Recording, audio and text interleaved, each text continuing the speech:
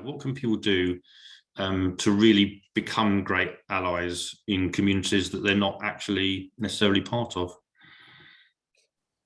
I think educate them, do the work. We always say this sort of like, do the work. And by doing the work, we mean educate yourself first and foremost.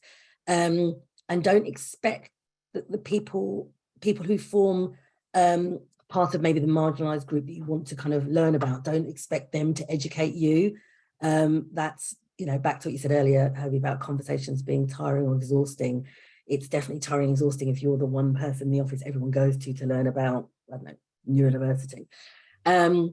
So educate yourselves and don't make assumptions. And actually that links me back to what we were just talking about. And I wanted to make a point about not making assumptions. You know, the work that we do most days, we have to kind of make sure we remind people, as I said at the beginning, that diversity is not just about protected characteristics, but also it's so much of it is non-visible. You can't make assumptions at all about, you know, what, you know, someone, what characteristics someone might have when you're talking about true diversity.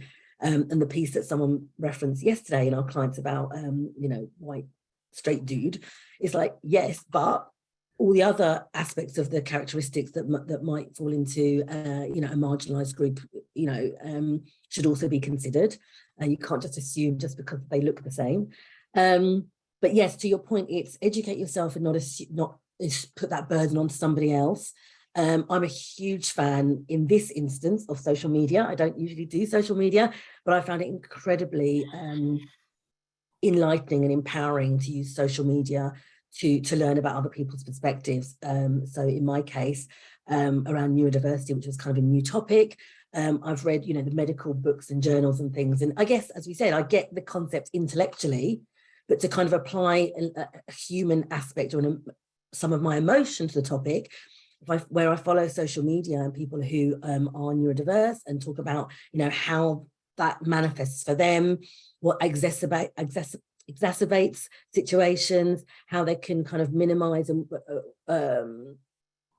their symptoms, so to speak, how they can kind of set up, how they have a structure to their day, what works for them, basically. It's been hugely educational and enlightening, and I've really found that helpful. So I'd encourage people to use things like that to educate themselves. You know, it's back to what we said at the beginning, becoming familiar with things that are unfamiliar, so therefore they're not scary. So anything you kind of don't really understand or know about, read about that, look that up, watch a new TV program, read a different newspaper.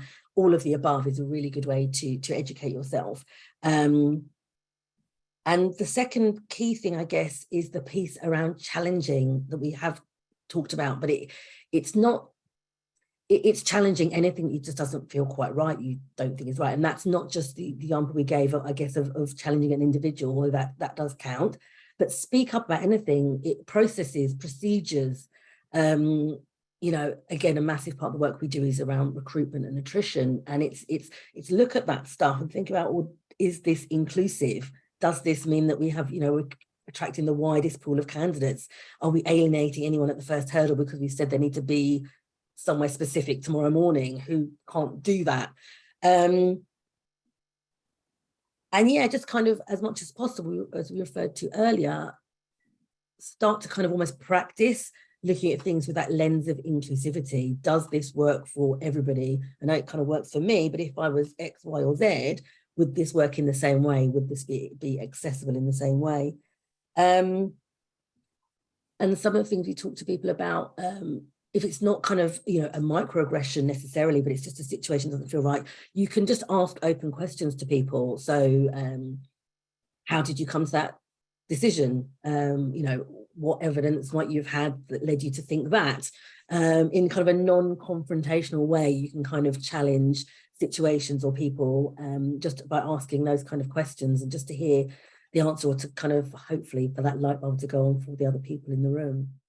We have to recognise that a lot of the structures that are in place in organisations are also kind of, I suppose, flawed or biased or whatever you want to say, because they've been created by people who have their own perspectives on this stuff. So, you know, Julie obviously gave the example of the recruitment side of things, but I think, you know, we always talk about the fact that progression and promotion is equally, if not more important than recruitment, and quite often we'll have things in place because that's how they've always been. So we'll say, oh, you know, if you want to be the most senior person in the organisation to get promoted to that level, you have to work full time. Or we want people who are kind of really able to kind of shout about their achievements. And, you know, it's almost shorthand for, you know, we're kind of recruiting in the mold of the people who are already there, or we're progressing and promoting in the mold of people already there. And I think sometimes if we just kind of take it back, as Julie said, to really objectively, like, what are we actually trying to achieve here? So, you know, if we say that someone needs to be really, really good at shouting about their achievements to get to this particular level in the organisation, why are we saying that? Is it because it makes our life easier in terms of making that decision? Or is it because a key part of that role is being able to shout about your achievements?